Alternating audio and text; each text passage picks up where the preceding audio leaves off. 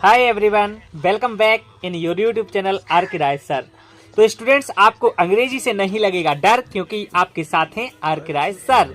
So students, आज हम English के आपको क्वेश्चन आंसर शॉर्ट में इतने अच्छे तरीके से बताएंगे कि आपको आंसर याद ही नहीं करना होगा। आप क्वेश्चन में से ही आंसर लिखेंगे। स्टूडेंट्स, एक शब्द आप याद कर लेंगे तो आपको आंसर पूरा याद हो जाएगा। तो स्टूडेंट्स, आपको कैसे ये करना है ये देखने के लिए वीडियो में बने रहना होगा आपको अंत तक, क्योंकि हर एक क्वेश्चन का आंसर आपको हम क्वेश्चन में से ही बताने वाले हैं। और मेन चीज तो ये है कि जो क्वेश्चंस हम आपको बताने वाले हैं 20 क्वेश्चंस, उन 20 क्वेश्चंस में से आपके 6 क्वेश्चन फंसने वाले हैं क्वेश्चन नंबर 11 पर, जो कि आपको 2-2 नंबर के यानी 6 क्वेश्चंस करने पड़ते हैं। तो 2 तारीख को जो पेपर आपके हाथ में आएगा उसमें से इसमें से 6 क्वेश्चन आपके फंसने वाले ही हैं। तो स्टूडेंट्स, बने रहिएगा वीडियो में अंत तक। चलिए मिलते हैं अपनी स्क्रीन पर मोस्ट इंपोर्टेंट क्वेश्चन आंसर्स के साथ। हम आ गए हैं स्क्रीन पर और यहाँ पर आप देख पा रहे हैं कि हेडिंग डली हुई है some important questions with their answers. तो मतलब कुछ इंपोर्टेंट क्वेश्चंस हम बताने वाले हैं। 20 क्वेश्चंस बताएंगे, उनके आंसर्स भी बताएंगे। शॉर्ट टाइप आंसर हैं, तो आपको अच्छे से समझना है, क्योंकि आपको पता है कि क्वेश्चन नंबर 11 पे यानी 6 क्वेश्चंस आपको करने पड़ते हैं, जो कि 12 नंबर के होते हैं। तो आपको 12 में से 12 नंबर कैसे मिले, इन 20 क्वेश्चंस को देख लीजिए अंत तक। ठीक है स्टूडेंट, तो देखते हैं। पहला क्वेश्चन हमारा है, what did Lencho hope for. ठीक है, मतलब जो लेंचो था वो किसकी आशा करता था। ठीक है, तो Lencho hoped for a good harvest. तो स्टूडेंट्स, आपको पता है कि वो अपनी अच्छी फसल के लिए आशा करता था। तो यहाँ गुड हार्वेस्ट की जगह पे कई आंसर्स में रेन लिखा हुआ है, तो आप रेन भी लिख सकते हैं, कोई दिक्कत नहीं है। तो आपको बस इतना सा तो आंसर याद रखना है, गुड हार्वेस्ट। ठीक है, यदि आप गुड हार्वेस्ट भी लिख दोगे तो भी आपको नंबर मिल जाएंगे। तो ये तो क्वेश्चन से ही है, लेंचो होप्ड फॉर, और बाकी ए गुड हार्वेस्ट आपको आंसर याद रख लेना है। ठीक है स्टूडेंट, देख लेते हैं। क्वेश्चन नंबर 2 है, हु और what did Lencho have faith in, what did he do. तो students, you know very well, आपको यहाँ 2 क्वेश्चंस हैं इस क्वेश्चन में। तो देखो यहाँ पे आपको यहाँ से आंसर लिखना है, ये डेड तक तो आपको काट देना है। यहाँ से लिखना है लेंचो, और डेड हटा दिया तो हैव का सेकंड फॉर्म लग जाएगा हैड, फेथ इन गॉड आ जाएगा। गॉड शब्द आपको याद रखना है, तो आपको आंसर आधा हो गया, 1 नंबर पक्का। और दूसरा है, व्हाट डिड ही डू, उसने क्या किया। तो he wrote a letter to God, उसने भगवान के लिए एक पत्र लिखा। ठीक है स्टूडेंट, तो आई होप आपको समझ में आ रहा होगा और आप समझते जाइए। और यहाँ हम देख लेते हैं थर्ड क्वेश्चन जो अपना है, वो है who read the letter. Who read the letter, मतलब लेटर किसने पढ़ा। जो लेंचो ने लेटर लिखा था उस लेटर को पढ़ा किसने। तो आपको बस एक शब्द याद रखना है, द पोस्ट मास्टर। तो क्योंकि पोस्ट मास्टर ने ही वो लेटर रीड किया था, तो आपको हु की जगह पे द पोस्ट मास्टर लिख देना, बाकी रीड द लेटर क्वेश्चन से ही लिखना है। देखो बहुत ही आसान है, ये मोस्ट इंपोर्टेंट क्वेश्चन है स्टूडेंट, मोस्ट इंपोर्टेंट क्वेश्चन है, ये आपको पता होना चाहिए। ठीक है, तो आप अच्छे से इसको याद रखेंगे। नेक्स्ट क्वेश्चन है, जो कि ये भी मोस्ट इंपोर्टेंट है, what made Lencho angry, Lencho को गुस्सा क्यों आया। ठीक है, तो he was angry because he had demanded 100 pesos।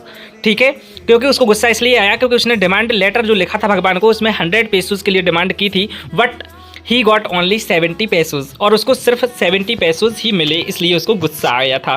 तो स्टूडेंट, आपको अच्छे से याद कर लेना, जिनको ये आंसर पहले से याद हैं वो बिल्कुल भी कंफ्यूज ना हो, वो पहले वाले ही आंसर लिखें, लेकिन वो सही होना चाहिए, इस बात का विशेष ध्यान रखना है।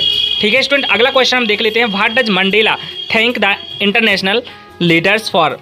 मतलब जो इंटरनेशनल लीडर्स आए हुए थे, तो मंडेला ने उनको थैंक क्यों कहा। तो इसका आंसर है, Mandela thanks the international leaders to be present on the occasion. तो स्टूडेंट्स, इतना सा आंसर है, to be present on the occasion. जो ओकेजन हुआ था उसमें वो प्रेजेंट हुए थे, इसलिए उन्होंने थैंक बोला था। तो आपको क्वेश्चन से ही आंसर लिखना है, व्हाट डज हटा देना है, मंडेला थैंक, डज हटा तो थैंक में एस लग जाएगा। तो thanks the international leaders for, यहाँ तक तो सेम टू सेम है, आगे लिख दिया है to present on the occasion. ठीक है, तो इतना सा आंसर आपको याद रख लेना है स्टूडेंट। बहुत ही आसान आंसर्स हैं, अच्छे से लिखिएगा, अच्छी राइटिंग में लिखिएगा। आपको फुल में फुल नंबर देने के लिए हम कहते ही हैं कि जब आप सटीक आंसर लिखेंगे तो जांचने वाले को नंबर देने ही पड़ेंगे, वो कहीं नंबर नहीं काट सकता है।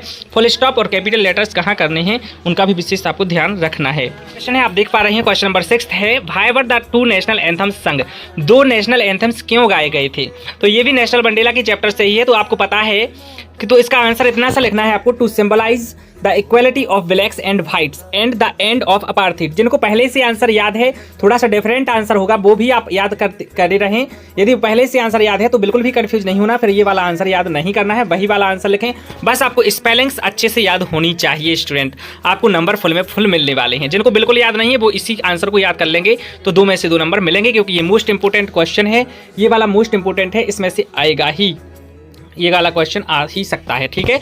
नेक्स्ट 7th नंबर का क्वेश्चन है what does courage mean to Mandela.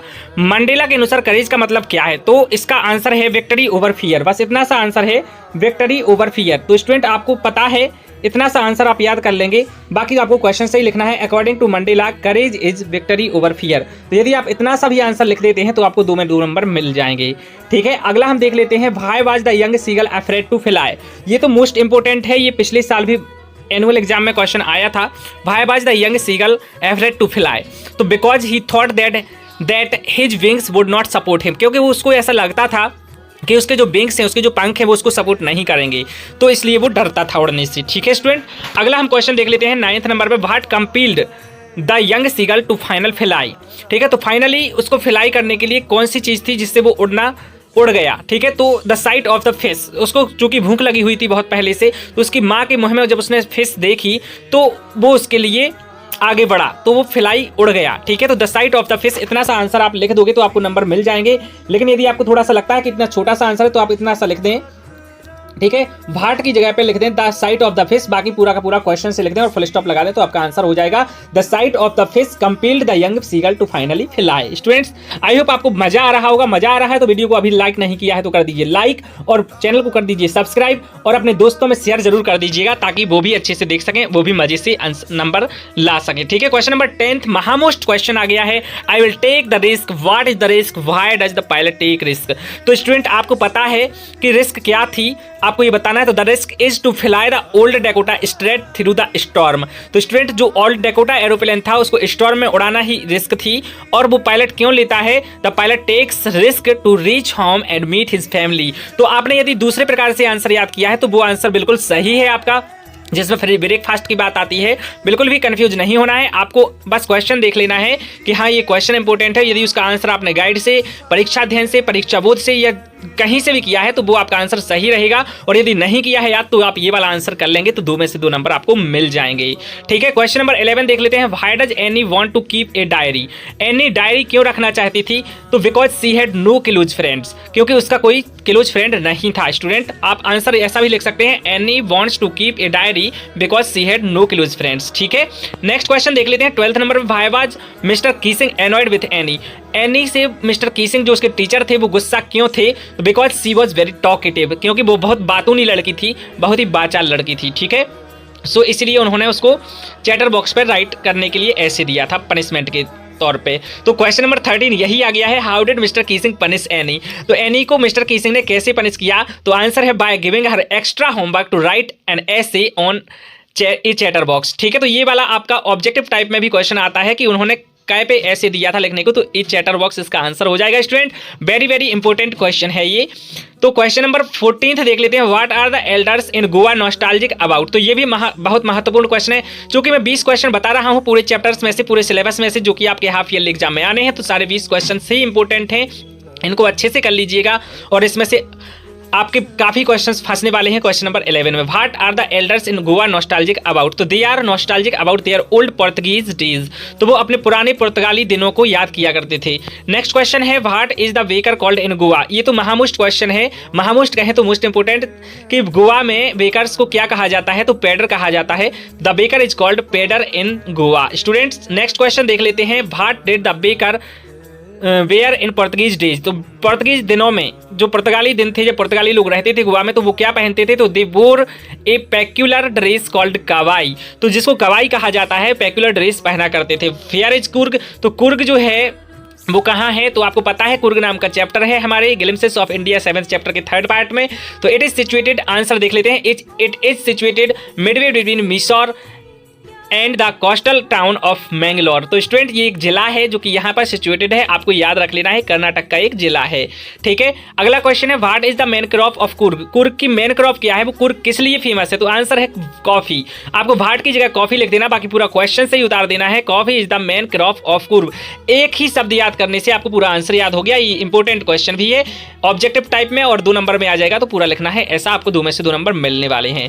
भाईबाज Rajvir excited to see the tea garden. ये महामुष्ट क्वेश्चन है, because he had never seen a tea garden before, क्योंकि उसने कभी ऐसा टी गार्डन कभी देखा नहीं था, इसलिए बहुत ही एक्साइटेड था। स्टूडेंट यदि आपने पहले से इसका थोड़ा सा चेंज आंसर याद किया है, बदला हुआ, तो आप वो चेंज्ड आंसर भी लिख सकते हैं, कोई दिक्कत नहीं। बिल्कुल घबराना नहीं है कि सर ने ऐसे आंसर वीडियो में बनाए हैं और हमने तो दूसरे प्रकार से याद कर लिए, कोई दिक्कत नहीं, आंसर सही होना चाहिए, बस इसकी आप थोड़ी सी ध्यान रखना है इसका, बाकी आपको नंबर फुल में फुल मिलने वाले हैं। तो लास्ट क्वेश्चन है जो कि मोस्ट इंपोर्टेंट है, what did Midge do to the box. जो मिज था, मिजविल द ओटर चैप्टर का है ये क्वेश्चन। तो मिज था, उसने क्या किया था बॉक्स के साथ, तो Midge tore the metal lining of the box to escape.